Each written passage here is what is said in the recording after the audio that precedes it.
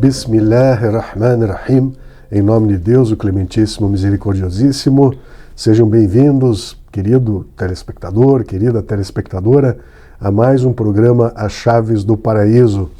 Nessa sequência de 4 programas, durante o mês de Muharram, que é o primeiro mês do calendário islâmico, nós vamos trazer informações sobre um evento fundamental para a sobrevivência e a vivificação da religião islâmica durante os últimos 14 séculos. Não fosse este fato histórico importantíssimo, talvez nós não tivéssemos mais o Islã como nós temos hoje em dia. Do que é que eu falo então? Eu falo da revolução do Imam Hussein ibn Ali ibn Abi Talib, alayhi salam, que a paz esteja com ele, aquele neto do profeta, aquele descendente, aquele membro de Ahlul Bayt, alayhim as-salam, que a paz esteja com eles, que se levantou contra a opressão, contra a tirania, contra a degradação dos valores islâmicos.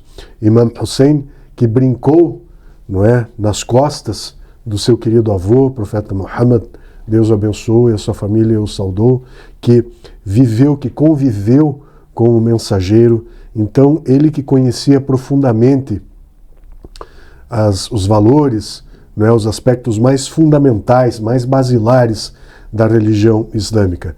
E ele disse não ao governo opressor, injusto, corrupto da sua época, legando a nós, 14 séculos após, grandes lições, grandes valores que nós procuramos praticar e vivenciar no nosso dia a dia. Começamos abordando alguns aspectos dessa revolução no programa anterior e daremos continuidade a esse diálogo, então, a esta conversa durante o programa de hoje, quando nós temos a presença do nosso querido Sheikh Muhammad Rida. Salam alaikum. Wa alaikum salam, rahmatullah. Seja bem-vindo mais uma vez. Graças a Deus estamos bem e muito obrigado pelo convite. É isso, é sempre uma grande honra. Então, hoje nós continuaremos falando dos aspectos práticos, não é? Que também tem, claro, implicações filosóficas, religiosas, éticas, não é? Mas falando então dessa caminhada, Maulana, desta caminhada, Sheikh Muhammad, do Imam Hussein, que a paz esteja com ele, de Medina, que era a sua cidade natal, não é? Até Karbala. Como se deu, como transcorreu esse percurso e quais os aspectos mais importantes desta viagem? Sim. Como no programa anterior nós abordamos a importância do Imam Hussein alayhi salam, que é o único neto vivo na verdade o único da família do profeta, não o único neto, porque tinha outra neta, Zainab, também a neta do profeta, né? Da qual falaremos, né, Maulana, num próximo programa. E na verdade temos que falar sempre. Verdade. Quando falamos família do profeta, é um termo, quando falamos Ahlul Bayt, ou povo da casa, família do profeta, especificamente estamos falando sobre 5 pessoas. É importante as pessoas saberem isso, porque esse termo no xiismo é muito usado. Ahlul Bayt, família do profeta. Quando falamos família do profeta, estamos falando sobre o próprio profeta, Ali, genro e primo dele, né, primeiro muçulmano, Fátima Zahra, filha do profeta, Imam Hassan, primeiro neto, né, e filho de Fátima Zahra, Imam Ali, e Imam Hussein, que é o segundo neto, né, que é da família. O profeta tinha outros parentes de família? Tinha. Outros netos? Tinha. Mas esses 5 que têm aquelas características que foram reveladas através dos versículos do Alcorão, através dos ensinamentos do profeta sobre família dele, ou seja, Ahlul Bayt. Quando falam Ahlul Bayt, estão falando sobre estes 5. Então, o único que estava vivo foi o Imam Hussein alayhi salam. E como durante 23 anos o profeta cada vez falava sobre a família dele, falava sobre Imam Hussein, falava sobre Imam Hassan, falava sobre Fátima Zahra, Ali, né? Então, esses 5 foram muito importantes, até que eu vou falar 2 versículos do Alcorão Sagrado sobre essas pessoas, né, que todas as escolas islâmicas, interpretadores do Alcorão Sagrado, sobre estes 2 versículos, falam que é sobre esses 5. Né? Primeiro, o versículo de recompensa, a gente chama. Recompensa da missão profética. Que o que você, profeta, o que você quer em vez de todo o sofrimento que você, né, aguentou durante sua missão profética, até falecimento. O Alcorão fala: "Qul la as'alukum alayhi ajran illa al-mawaddata fil qurba." Ó mensageiro, Deus está falando para o profeta falar para o povo: ó mensageiro, diga a eles: la as'alukum alayhi ajran. Eu não peço nenhuma recompensa pela missão que eu realizei. Né? Illa, senão, mawaddata fil qurba. Amor pela minha família, pelos meus próximos, pelos meus parentes. Interpretadores do Alcorão, sunita, xiita e qualquer escola, todos falam que este versículo é sobre estes 5. Né? Al-Qurba, mais próximos, quer dizer esses 5. Ali, Fátima, Zahra, Hassan, Hussein. Né? Outro versículo: "Innama yuridullah liyudhhiba ankum ar-rijsa ahlal bayt wa yutahhirakum tathira." Até o termo ahlal bayt tem neste versículo. Certamente Allah subhanahu wa ta'ala quer purificar vocês, ahlul bayt, família do profeta, e purificar vocês e tirar toda a sujeira de vocês, né? Sujeira espiritual, está dizendo, né? E purificar vocês absolutamente, né? Todos os interpretadores do Alcorão falam que este versículo também é sobre 5 família do profeta, próprio profeta e 4, né? Então, os muçulmanos em geral, estes versículos e outros, né? E muitos ensinamentos do profeta que enfatizaram o lugar elevado da família do profeta, né? Os muçulmanos sabem disso, porque amor pela família do profeta, essas 5 pessoas, é obrigatório para todos os muçulmanos. Ninguém pode negar isso. Que é versículo do Alcorão, como pode negar? Né? Sim, agora chega a ponto de acreditar que eles são líderes políticos e religiosos após o profeta é o ponto de discordância. Que os xiitas acreditam que sucessor legítimo do profeta é Imam Ali. Os irmãos sunitas não acreditam disso, mas eles respeitam Ali, respeitam a família do profeta. Só assim, no nível de respeito. Mais que isso, eles não. Mas nós xiitas, além de respeitar, acreditamos que eles são infalíveis e sucessores legítimos do profeta. Ali, Hassan, Hussein e 9 gerações também escolhidas, né? Nem toda a geração. Seguimos os seus ensinamentos, né? As suas orientações. Isso, por isso nós seguimos, porque acreditamos que foram escolhidos por Deus e foram apresentados pelo profeta. E porque também existe, não é, aquele mandamento de Afaqalain. Né? Tem muitas coisas que diz, não é, que nós devemos nos ater aos 2 tesouros, né, que Sim. Deus nos deixou, o Alcorão Sagrado e a descendência, e né, a minha família. Al-Quran, inni taraktu fikum al-thiqlain wa inni tarikun fikum al-thiqlain kitab Allah wa itrati. Naquela última peregrinação, o profeta se dirigiu ao povo. Isso é um dito que todos os muçulmanos narraram. Se dirigiu ao povo e falou que eu vou deixar com vocês 2 grandes heranças. Kitab Allah, livro de Deus, o Corão, e Aitrati, a minha família. Né?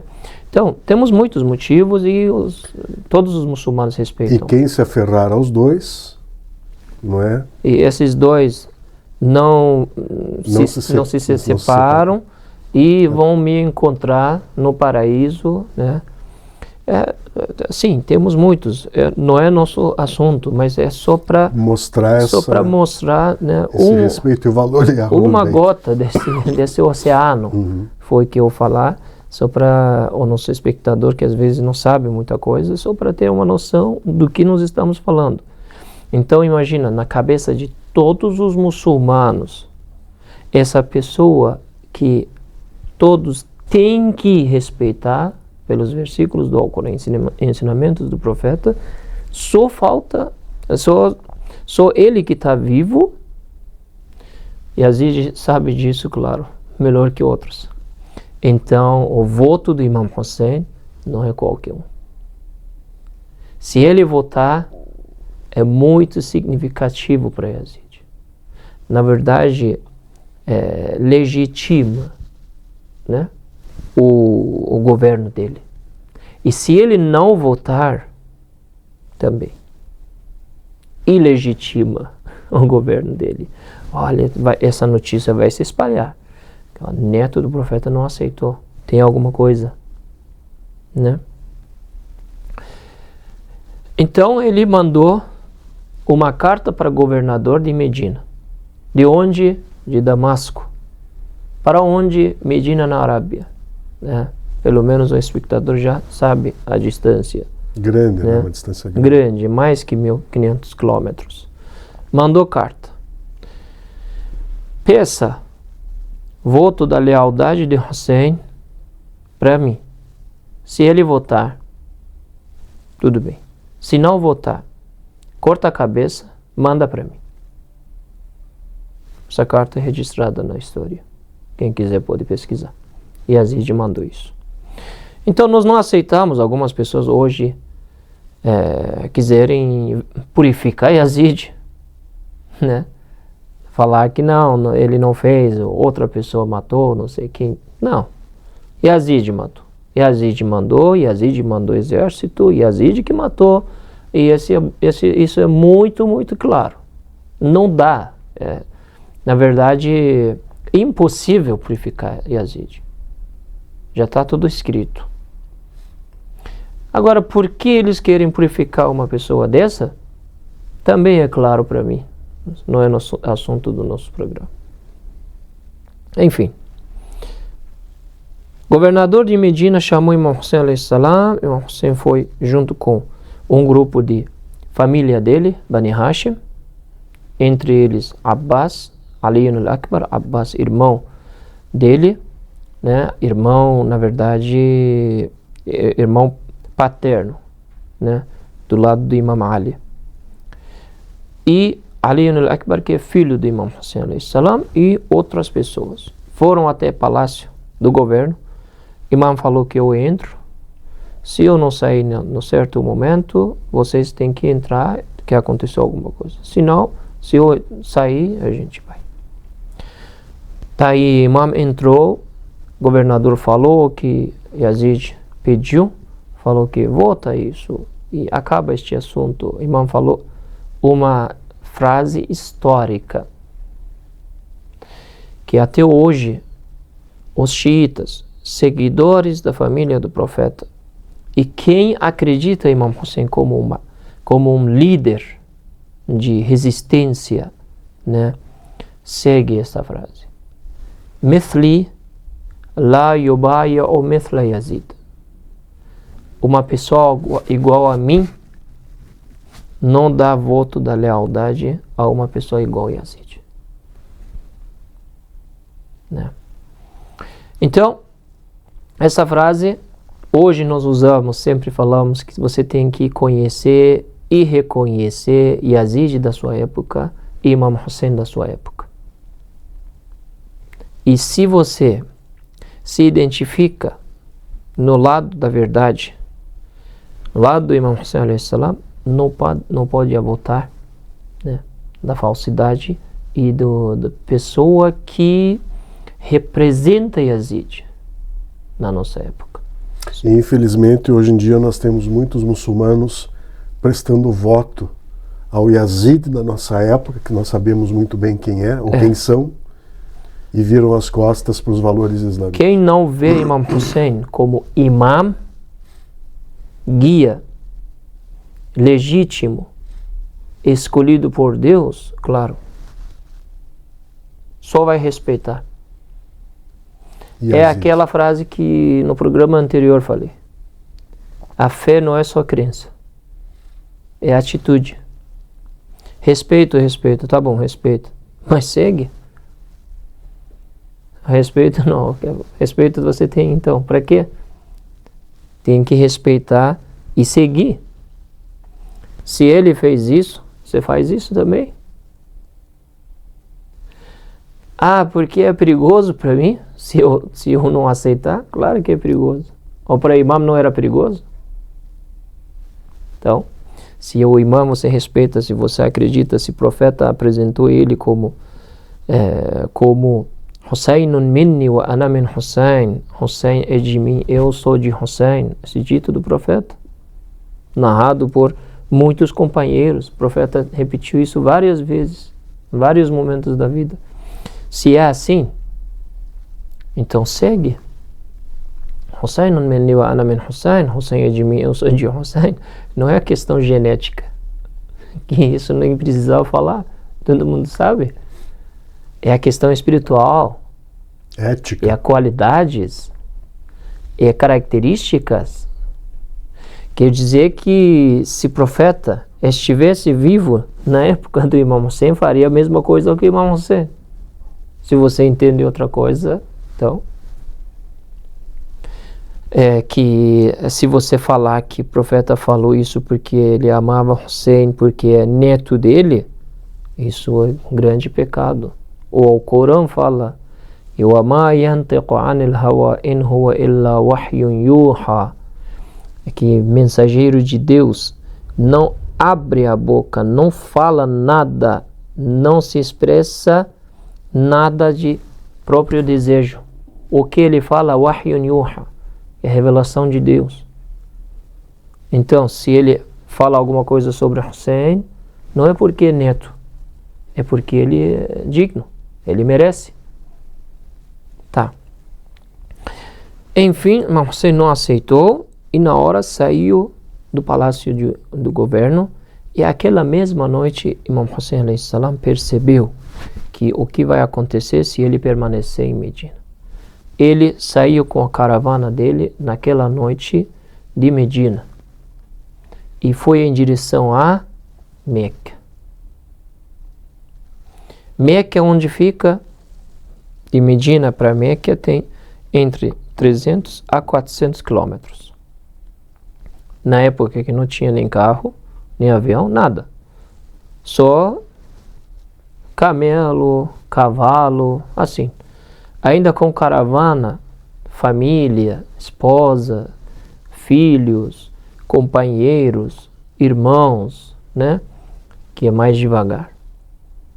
Levou o imam, foi até Meca. Por que para Meca? Porque era próximo dos meses de peregrinação e final do ano lunar, que é mês de peregrinação, mês de Zil-Hajjah, que mês anterior nós falamos. E quem seguir o nosso programa, nós na verdade estamos quase assim acompanhando a caravana do Imam Hussein alayhi salam. Então ele saiu na verdade no mês de Rajab, que é 7º mês no calendário lunar. No mês de Sha'ban chegou em Meca, né, depois de dias, e de Meca, né, ficou em Meca Sha'ban, Ramadan, Shawwal, Dhul-Qa'dah, e nos primeiros dias, no 9º dia de Zil-Hajjah, o último mês no calendário lunar, ele saiu de Meca e foi em direção ao Iraque, né? Agora, no Iraque, o que aconteceu e por que o Iraque, nós falamos assim que ter tempo. Então, o imam saiu de Medina e foi para Meca. Nós temos um mês de peregrinação, que é o último mês, mas os meses anteriores também, a peregrinação é recomendada. Não é obrigatória, é recomendada. No mês de peregrinação é obrigatória. Para quem é obrigatória, tem que estar presente no mês de peregrinação. Nos 10 dias, no primeiro do mês de peregrinação. Então, o imam foi lá porque sabia que a Meca, a cidade sagrada, especialmente a Kaaba, será visitada por muitos muçulmanos. É o melhor momento despertar o povo e esclarecer a situação, né?